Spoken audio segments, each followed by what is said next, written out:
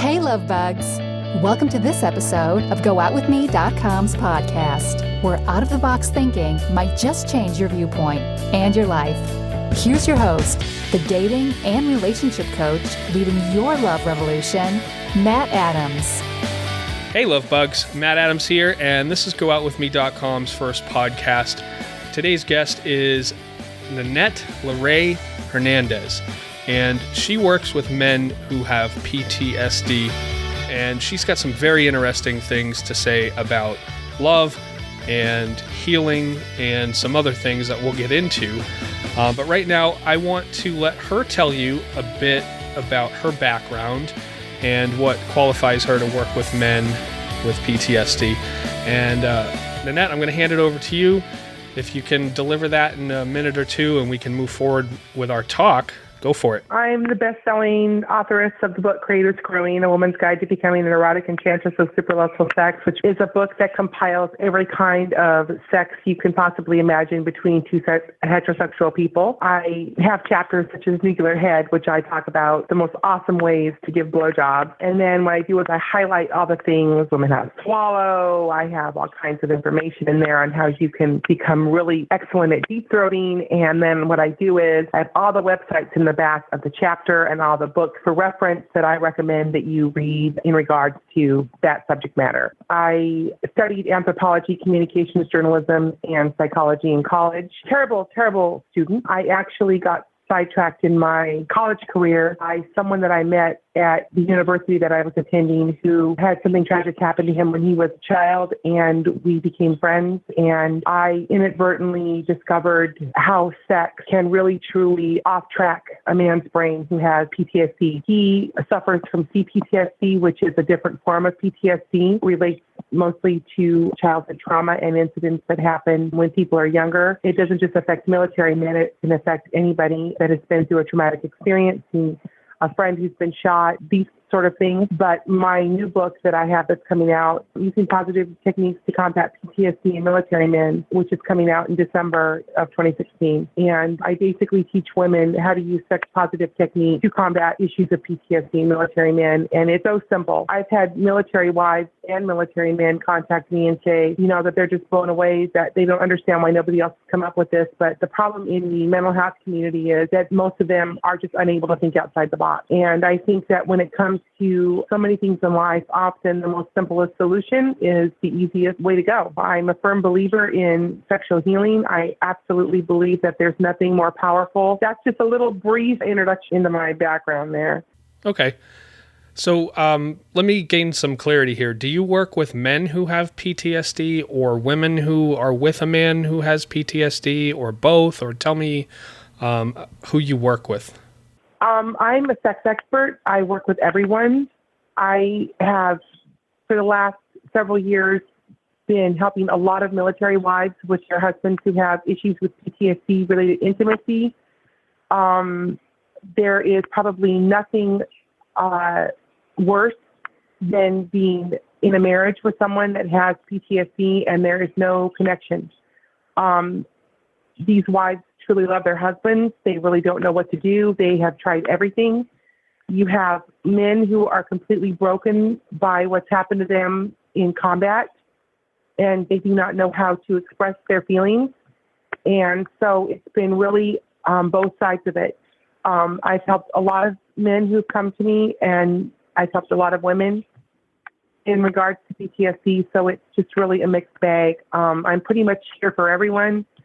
So, okay. Tell me what the goal is, or what goals do you have for someone who either has PTSD, or if you're working with a woman who's with a man who has PTSD, or vice versa.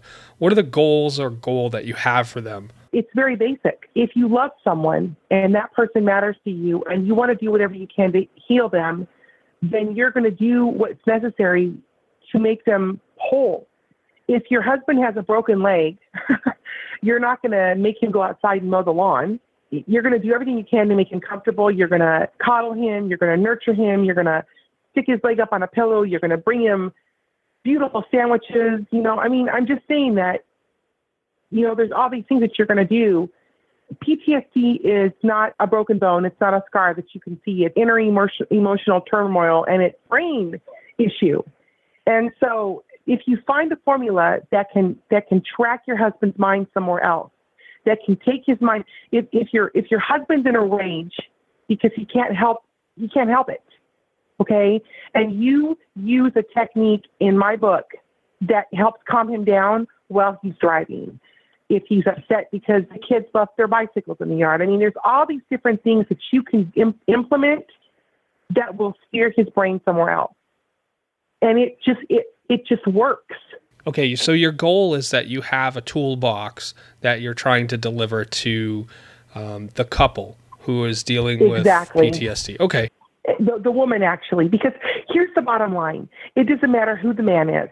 Men are sexual beasts. Men are primarily sexual. That is the first thing that women, just bottom line, need to accept and understand. They're all primarily sexual, all of them. And one thing that I like to use with women is I like to tell them, even gay men love women. Yeah, that's so true. Genuinely love women, okay? And so you have an entire, gender. Men love women. They do. They love our mouths. They love our breasts. They love our asses. I mean, we are the ultimate.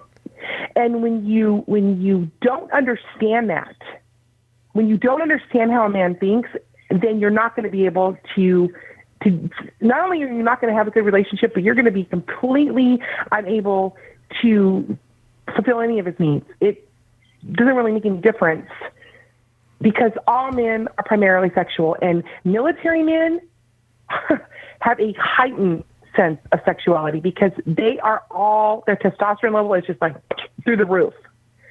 So yeah, like I said, there is nothing like a sexual distraction to whatever your husband's going through. And I have had women that have husbands who have just, the situation has been really, really, really, really bad. And really, it's just a matter of steering the boat to shark-infested waters until you get to the shore. And then once you hit the shore, you can start fixing the boat. And the truth of the matter is that everything, there is a solution for everything if you just truly look for it. Okay. So I don't want you to give away everything that you have in your book. That's kind of the point of having you on, is to, notify people about your book. But what is any recommended treatment that you would give a man with PTSD? What are the types of things that kind of man is going to need from a woman? Well, every situation is completely different. I talked to, it just blows my mind how many different situations that there are. But I will say this, I've had men tell me that they didn't even necessarily want to have sex with their wives or their girlfriends. They just wanted to feel something. I think that's probably, and I've had so many men say this to me. PTSD kills emotions. It kills feelings. It kills love.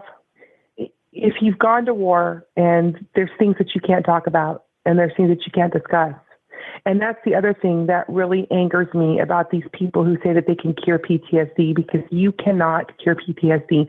You cannot take something away that a man has done or seen or heard or been involved in that replays in his mind. It doesn't go away. And there's secrets and things that they can't talk about. They can't talk about it. They can't go to a therapist and talk. They can't. It's national security stuff. And you have all these people going around flapping their mouths about blah, blah, blah this, and they don't understand. There's things that cannot be removed from someone's brain. What they need is a distraction from what it is. And once it's like if you're studying for a test and you really need to study for the test, but you're so distracted that before you know it, it's 2 hours before the exam and you haven't studied at all. And you know what I'm talking about. We all do. All of us do. Well, how many times have we basically done that? That's basically what you need to do with the PTSD issue. If you can constantly keep a distraction, what it does is it derails so many things and it changes things. And well, a man who's experiencing, problems with PTSD, it doesn't go away. It's the difference between, let's say a man gets upset about something and he's going to rage for 15 minutes versus you doing something that cuts it down to 3 minutes. You see what I'm saying? Right. So it's taking it and it's breaking it up. The problem's there, and there's going to be little pieces, but if you can take a sledgehammer and you can break it up by using distractions, and so, when a man tells me, it's not even that I wanted to have sex. The only way I can connect with my wife is sexually. The only way I can feel something is when I'm having sex. And I tell women, my God, how can you say that you love your husband? How can you say that you love your man? And how can you deny what he needs? That's not love. That's not love. I have to agree with you there. So what, if anything, interferes with a man who's trying to heal from PTSD? And I'm not saying be cured. I heard what you said earlier.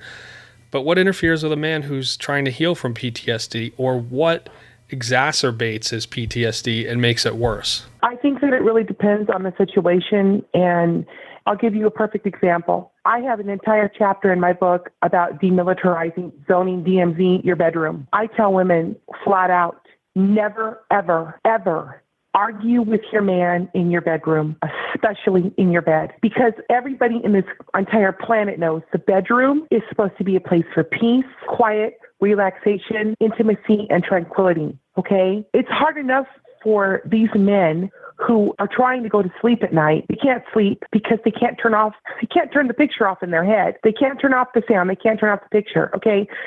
You add to that a wife who screams and yells, and because they're at war in their own bedroom. I have an entire chapter about every time you argue with your man in the bedroom, you are taking a grenade and lobbing it. All he's going to see and feel is that is not a safe place to be. Do you know how many men have told me that they feel safer falling asleep in an easy chair or on the couch than they do their own bedroom with their wife? Now, is that men in general, or is that men with PTSD? That's men with PTSD.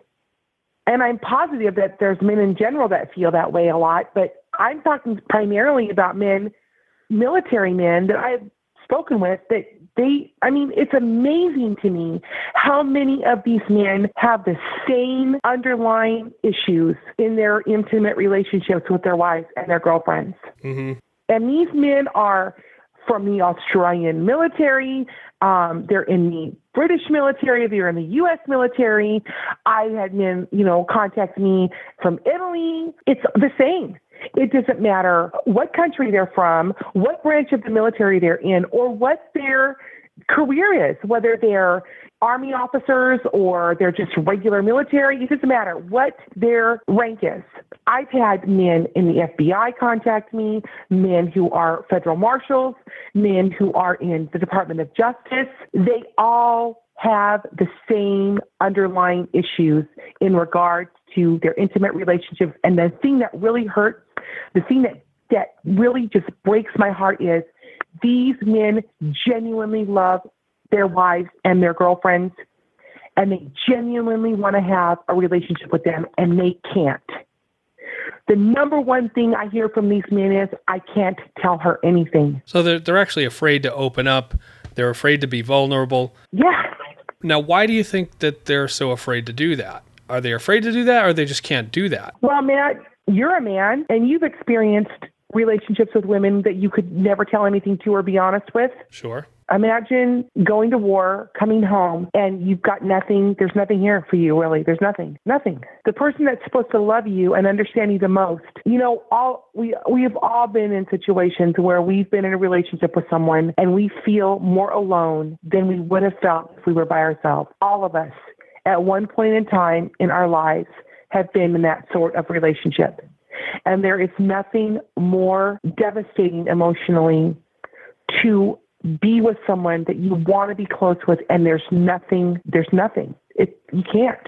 Okay, so what you're saying is that this is experienced like more or to a deeper extent or greater extent by men with PTSD? I wouldn't say more or to a greater extent, in a different way. All right, please explain. Well, it's bad enough that they have things that they can't talk about, but to not be able to open up about anything, constant fear of rejection, constant fear of criticism, constant fear of judgment.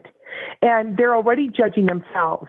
They already look in the mirror and they don't like what they see. They're already angry with themselves. They're angry about what happened they can't fix.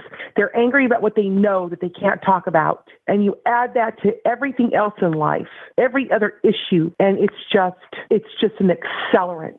Okay. So when you and I initially started talking on LinkedIn, I just read an article that you posted on LinkedIn about feminism. So let's steer the conversation in that direction. Tell me a bit about how you think feminism is responsible for XYZ in relationships these days. Feminism is absolutely the biggest fraud that has ever been perpetrated on mankind.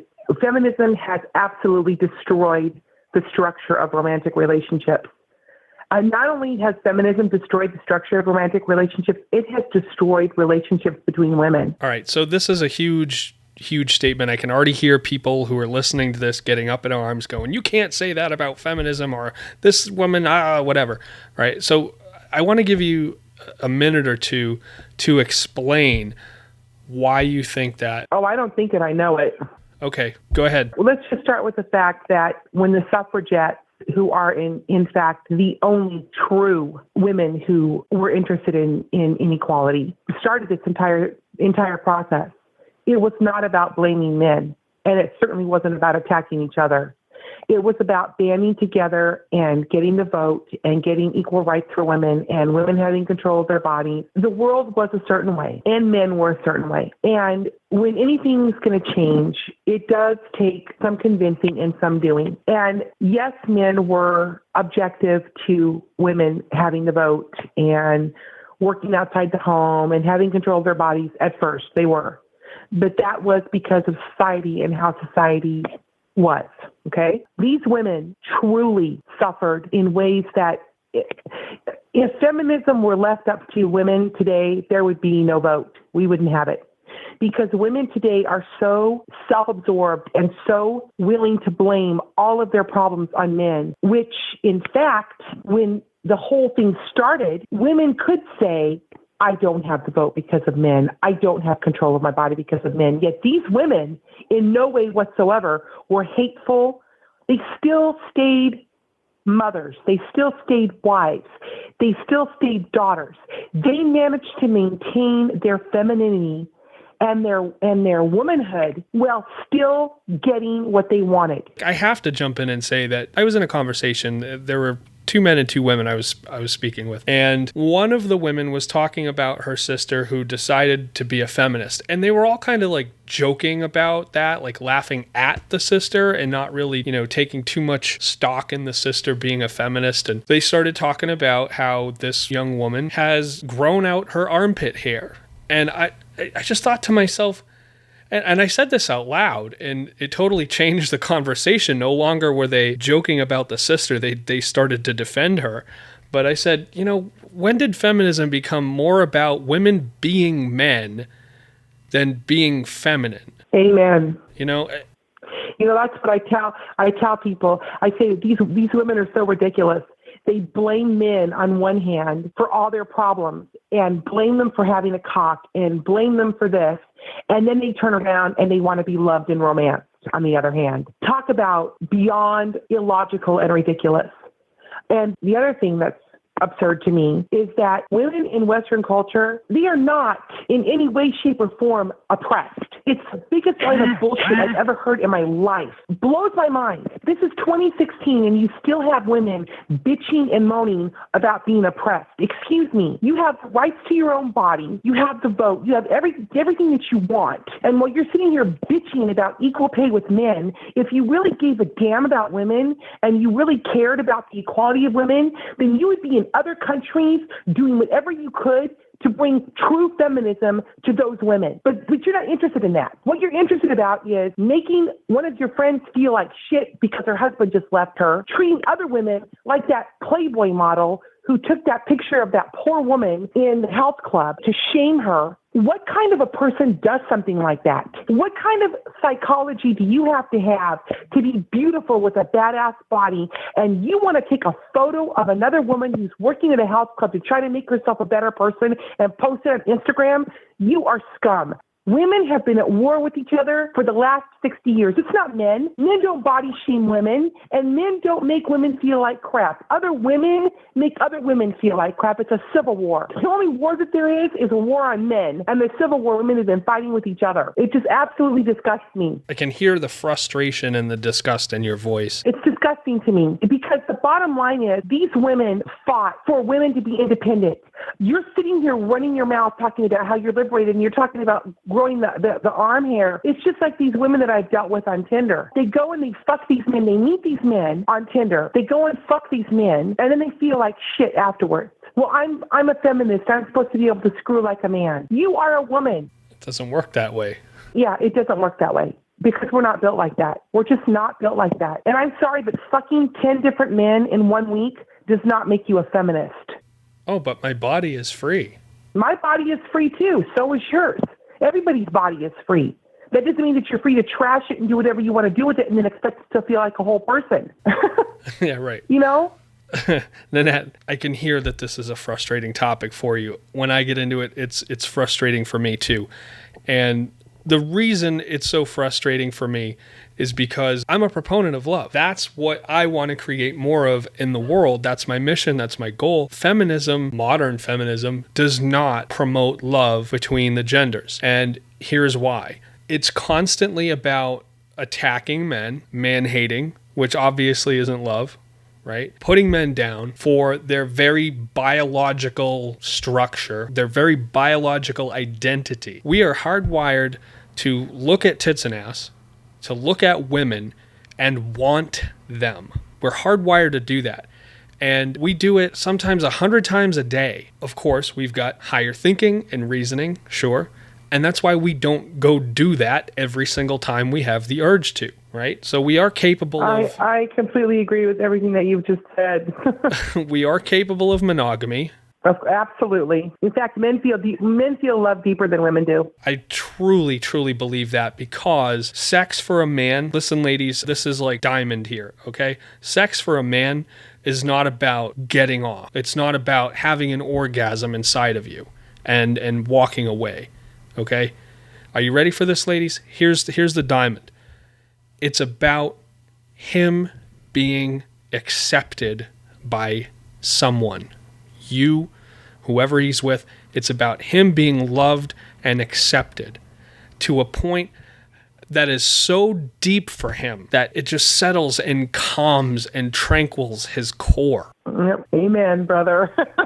Not only that, but I'm sorry, I didn't mean to interrupt you, but what you said is so true because that's how men feel respected and that's how men feel loved. And, you know, women will be like, well, how can I love my husband more? Suck his dick. Well, what do you mean? Suck his dick.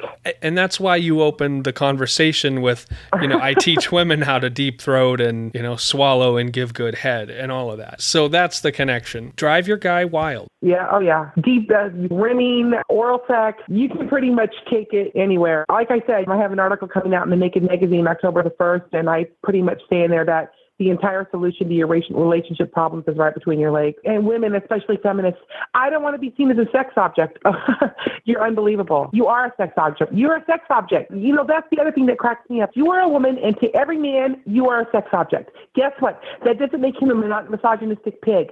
He is a man, and that's how he's built. You cannot change a man's DNA. You cannot change his biology. You cannot change how he's genetically designed. Oh, well, men have matriculated. No, they haven't. Men hate feminism. If there was one thing that a man could take off this earth, it's feminism. Not a woman having the vote, not a woman having equal pay, not a woman being independent, not a woman having control over her body.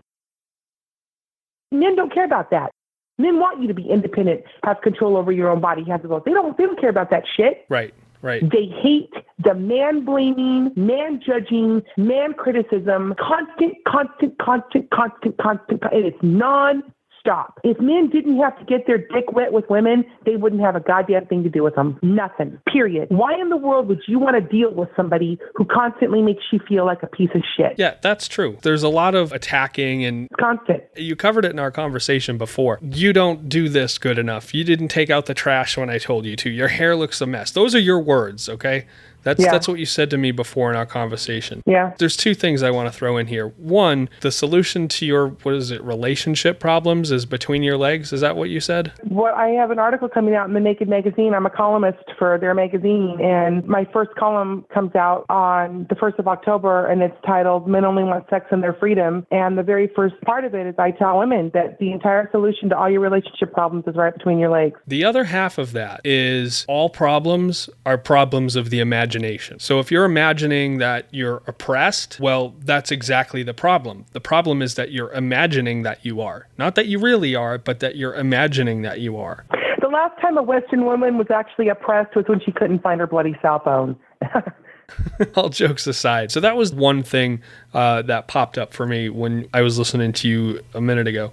And the other thing that popped up for me is you talked about feminism and women kind of pushing men away and so forth. So let me talk for a minute about when feminism happened in the 40s and what happened thereafter for men, because you said men hate feminism, and that's what I wanted to reply to. So in the 40s, we had World War II, we had the women step up in factory jobs and this and that. And feminism originally was to empower women to say, look, there's a ton of men gone right now, but you know what? We're strong enough, we can do this. And that's what it was meant for. And I'm not saying that the things that have come out of feminism since then are all bad. I'm not saying that. I'm a proponent for both sides, men and women. But my problem with feminism is that it's more about blaming and not understanding and not equality than it is about equality. But getting back to where I was going with this, as women began to be more independent, a lot of them decided to up and leave their marriage.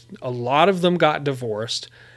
Look at the divorce rate from the 1940s until now. It skyrocketed, and it went up to, I think, over 50% of marriages would end in divorce. It may have come back down now. I haven't checked the stats in a little bit, probably 2 or 3 years, but it may have come back down because I think people are getting wise to getting married too early and so on and so forth. But that was a direct result of feminism. Now, in the home, what did that look like? Men were absolutely confused by feminism, okay? They did not understand this change in women. And so you had the single female household develop where mothers were both mother and father to their children. You had men wander off lost. And I have to explain why, because when a man goes through divorce, that's a huge part of his identity, and it's just stripped away from him. His marriage, his family, they're stripped away from him, and he's lost and hopeless. And I've seen it time and time and time again. So yes, men hate feminism.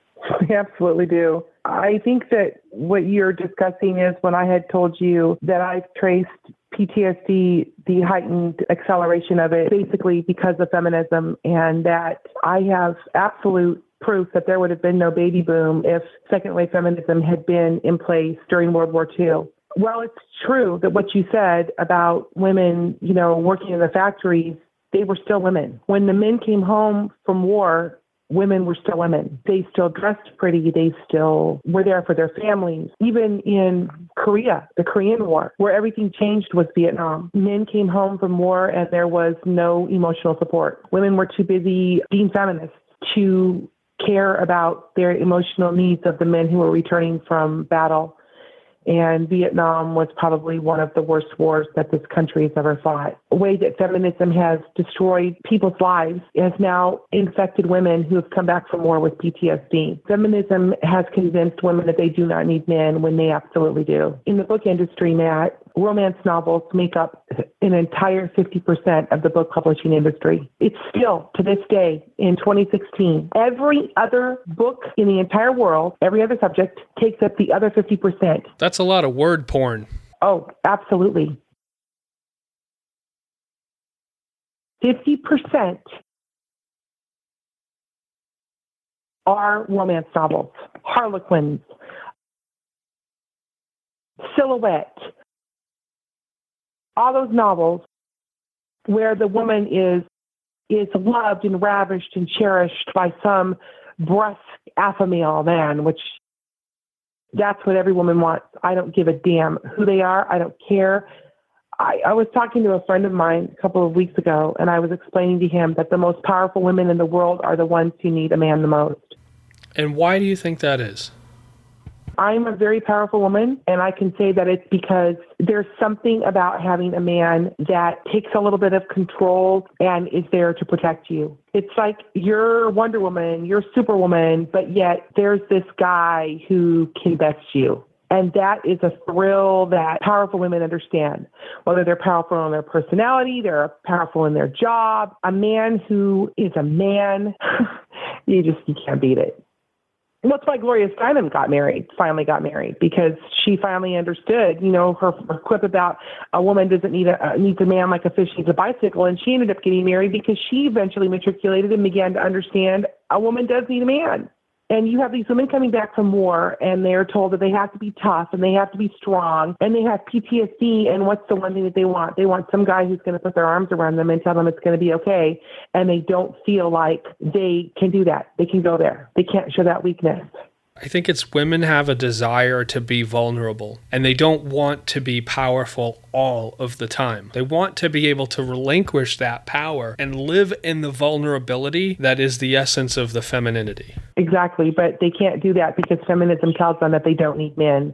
Feminism has convinced them that men are the enemy and that they don't need men, and that being empowered is fucking any guy you want to fuck and going around without a bra, and it's completely destroyed relationships between men and women. It's the equivalent of a fantastic and perfect idea that has gone completely off track and ruined marriages. The reason why there's so much divorce is because people worked at their marriages. When there was a problem, they worked at their marriages. But now relationships are just like fast food. Oh, it's not working, so I'm just gonna throw this in the trash, and I'm gonna go to the next person, and the next person's not going to be any better than the person that you're with.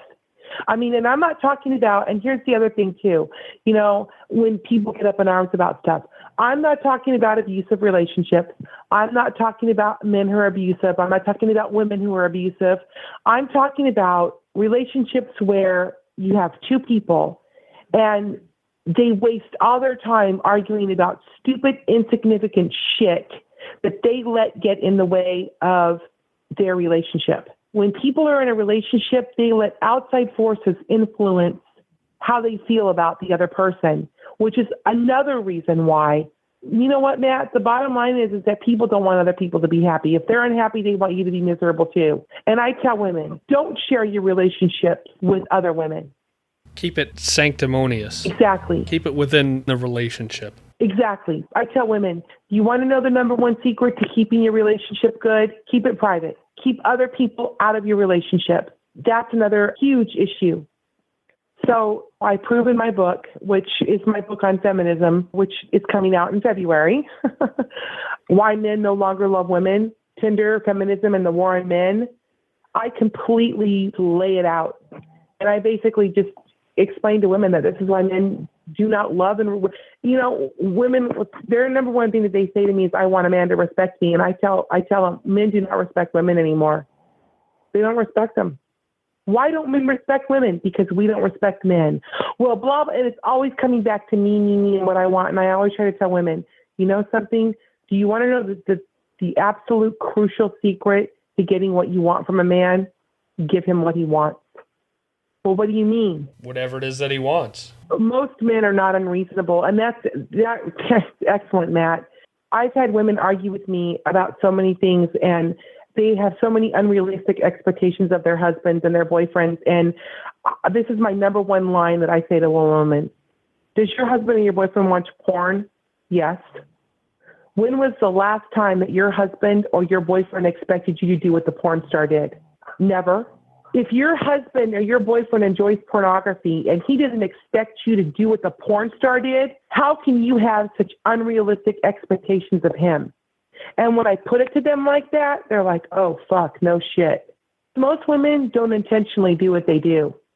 Most women don't intentionally hurt men. Most women don't intentionally reject men. They don't intentionally disrespect men. they're just so brainwashed by how they think things are supposed to be in their little fantasy that they don't see it until somebody sits them down and says, look, this is how it is, and this is what you're doing, and this is why you're not getting the result that you want. I tell women what to do. I give them ideas and suggestions, and it completely modifies the behavior of their lover or their husband, and they just can't believe it. Well, he did this for me. Well, he did that for me. You want to know why? Because you did this for him. It has to start with someone, right, Matt? Yeah, absolutely. It's the same quandary. Why don't men approach? Right? Men don't approach because half of them are petrified and the other half don't want to deal with the rejection. They've been programmed that women don't want me to talk to them. On another upcoming podcast, I have a guest named Scott McKay, and he was telling me about this town in England somewhere that has now made it illegal for a man to approach a woman and say hello and start up a conversation. Can you believe that? I just don't even know what to say to that. It's unreal. It's unreal. It's unreal. We're coming up on the hour mark here, and clearly you and I can just talk and talk and talk forever about these things. I can certainly get on my soapbox and talk and talk and talk. Yeah. Yep, yeah. I certainly can. Nobody's ever accused me of being silent.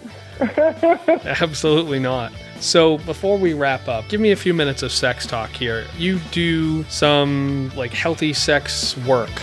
Tell me about that. Well, I have a website, creativescrewing.com, and I have a section on my website where people can contact me if they have questions or there's anything they want to discuss. I also sell my books on there too. I am going to be starting my own radio show on Voice America in November of this year, and I have started my column on The Naked Magazine, which comes out beginning October 1st. And I have all kinds of other stuff that's going on in regards to my career. Congrats on all that stuff, by the way. That's great to hear. Thank you very much. I appreciate it. creativescrewing.com, and you have a book coming out in December. Yep, I do. And the title again? Creative Screwing, A Woman's Guide to Becoming an Erotic Enchantress of Superlustful Sex. And where can people pick that one up? They can pick it up on my website or Amazon.com. And then my book that's coming out in regards to PTSD, using sex-positive techniques to combat PTSD in military men. And then my book on feminism that's coming out in February. And that book is titled Why Men No Longer Love Women, Feminism, Gender, and the War on Men. And I pretty much just nailed everything that I discussed with you. Awesome. Nannette, thank you so much for being here. I really appreciate the time. You're welcome. My brain is just buzzing right now. Thank you so much. No problem. You're welcome. I'd love to have you back on at some point. And until then, bye-bye, Nannette. Bye-bye, Matt. Take care, love bugs. Thanks for tuning into GoOutWithMe.com's podcast and for putting yourself out there. Go to GoOutWithMe.com and become a member now.